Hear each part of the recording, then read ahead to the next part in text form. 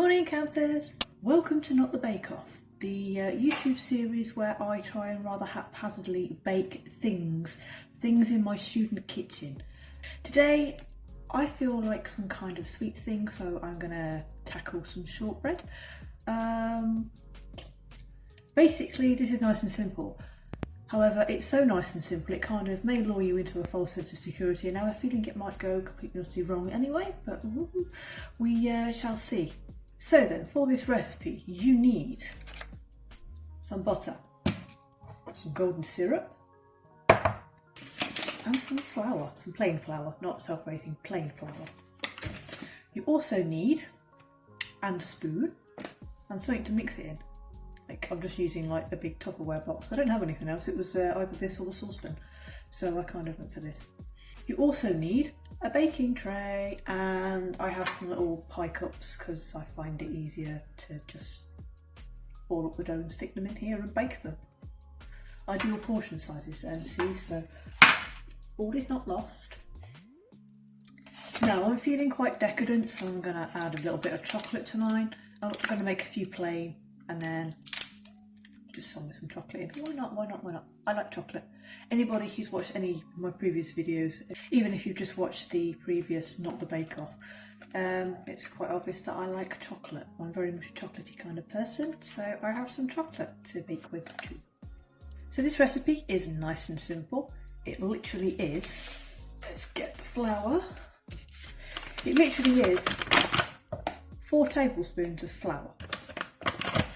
Okay, that's heaped tablespoons, so you kind of want to heap them like this. 1, 2,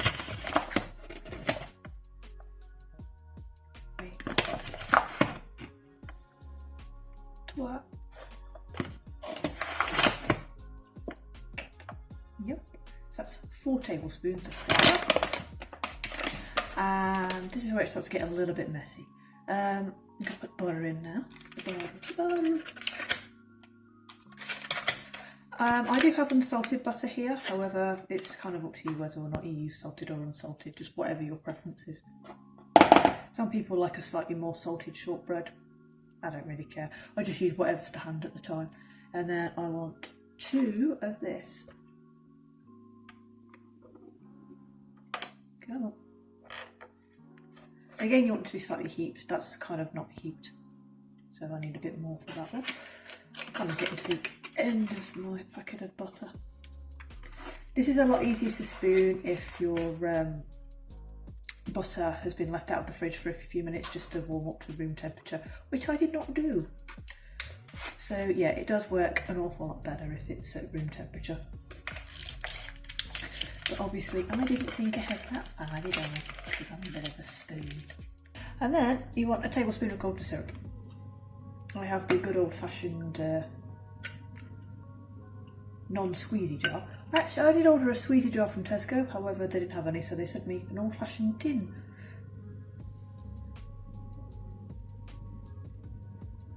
A nice big tablespoon of this. This has got a tendency to go everywhere, golden syrup. But yeah.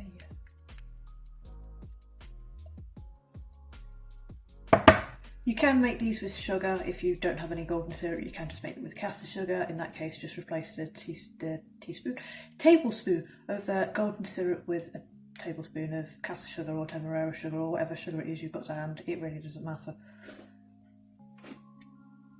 So you've got your ingredients all nice in the box. Still like looping off.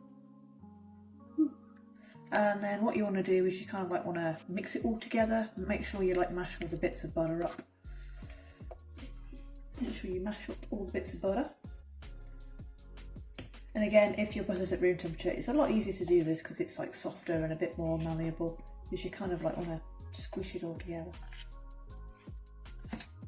This does look like an awful lot of flour. I promise you it's not, that once your flour actually starts to warm and start to stick, it's not. It does eventually stick together, you know. And obviously you've got like the golden syrup and stuff in there. Sticking to my spoon, sticking to my spoon. Uh-oh.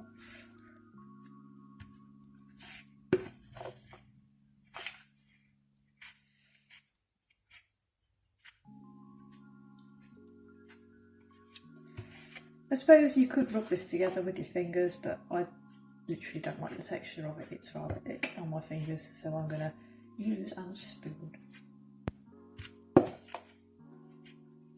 And then after a while it starts to ball together and you kind of end up with like a ball of dough in the bottom.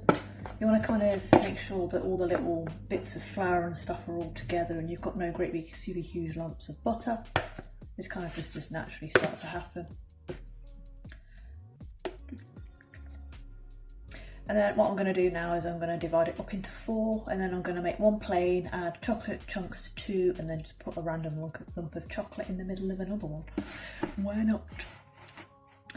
At this stage you don't have to chuck them in pie cups, you can just like divide them up into little ball sized pieces.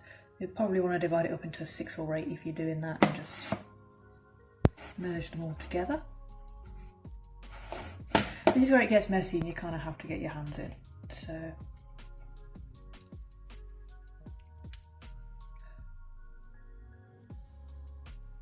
literally just divide it with your hands and then give it a little bit of a roll. This is going to be my plain one. A little bit of a roll, and then I'm going to just dunk it in a pie cup like that and just sort of press it in a little bit. You see? Right, so let's plonk on the rest. Right, so for chocolate chunks, I'm literally just going to snap it in between my fingers, this little bit of chocolate, and I'm just going to stick it in. Just going to press them in and then just work them into the dough and then just roll it up and stick it in the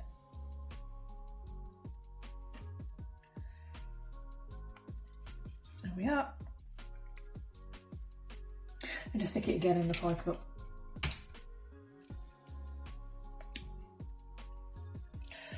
Just divide this one into 2. If your mixture is a little dry, you can add like a little dot of water or milk, but if you do that, be careful, because if you add too much, you'll then have too wet a dough, and you don't really want that. Right, and I'll 2 more of chocolate.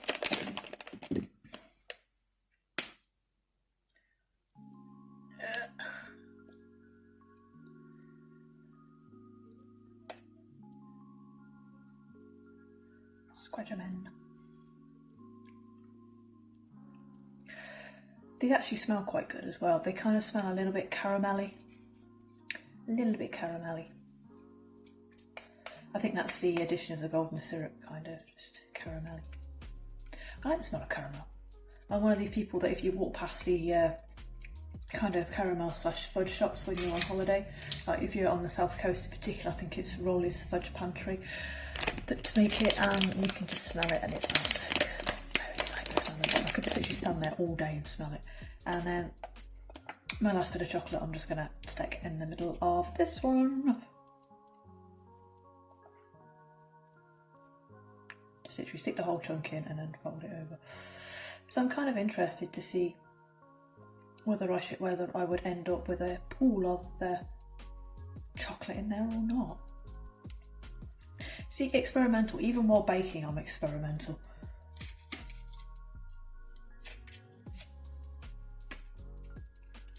Now what you want to do is you want to like press them into the cups slightly so they flatten out a bit, and I need a fork.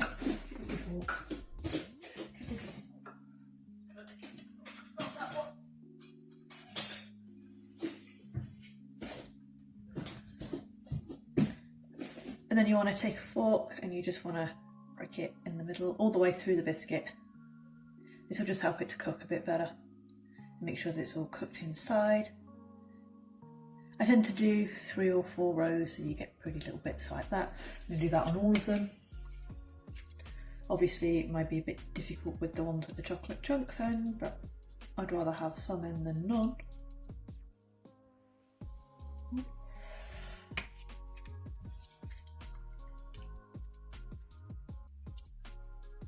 And I shall bung them in the oven to bake. These take about 20 minutes to bake. So if you have like a major sugar craving, don't panic. You shan't be sugar craving for much longer. You can like go and make yourself a cup of tea or go and have a shower while these things bake, because it doesn't take them very long. Okay, and that's those done. I'm now going to bake them, and we'll come back once they've baked and I'll show you the final product. Well, bakers, it's been 25 minutes, so hopefully my shortbread is now ready. This tray's still a bit hot, this tray's still a bit hot. Ow! As you can see, ow, that's rather hot. That's rather warm. It's burning my hand. Ow. So I'll put it in the hand that I can't feel the heat in, and it will be fine. Right, even these are a little warm. Ooh. So as you can see, shortbread. They do actually come out of the cups quite easily, as you can see. It just jumps out. It kind of looks a little bit like a muffin. You can see the little bits on the outside where the chocolate is. I can smell chocolatey. They do smell faintly caramelly. And I think that's the addition of the golden syrup.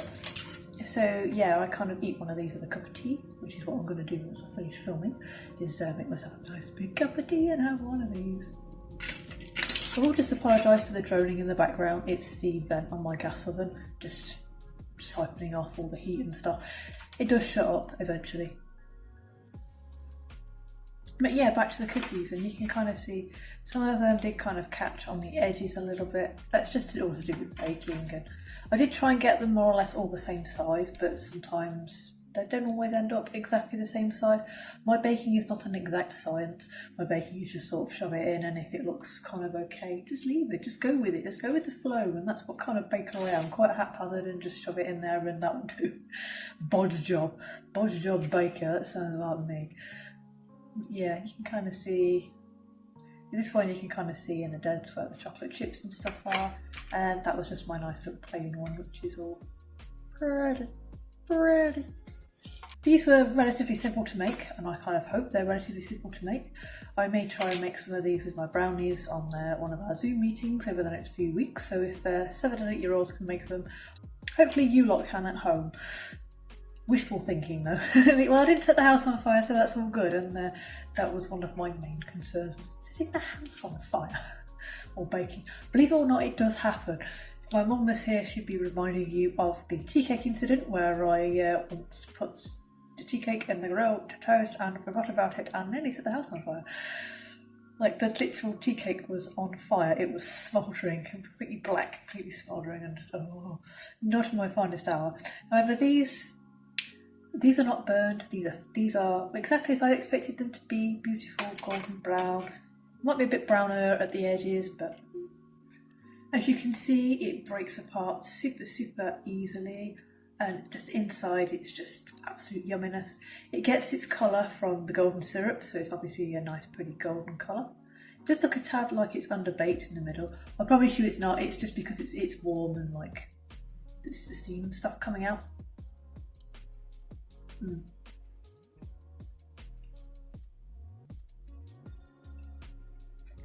Oh, that's a bit of alright, that is.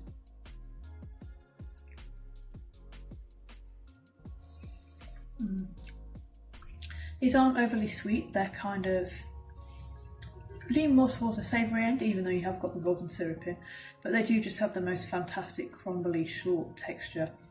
These would be ideal dunked in tea or coffee. Although I'm quite aware that some people will probably regard that as the ultimate sin, was to dunk shortbread, but they are yummy.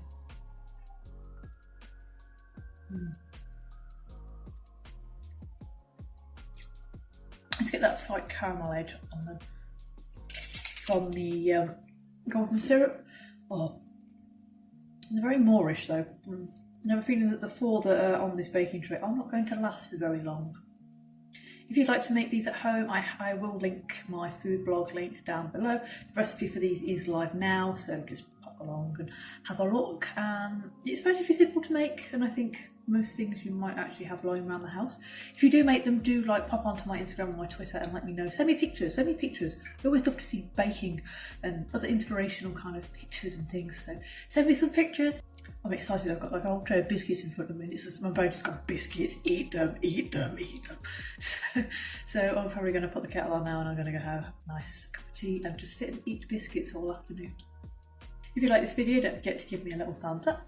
Don't forget to say hi in the comments, and if you like this video and you'd like to see more of this kind of thing, don't forget to click the subscribe button. See you all soon. Bye.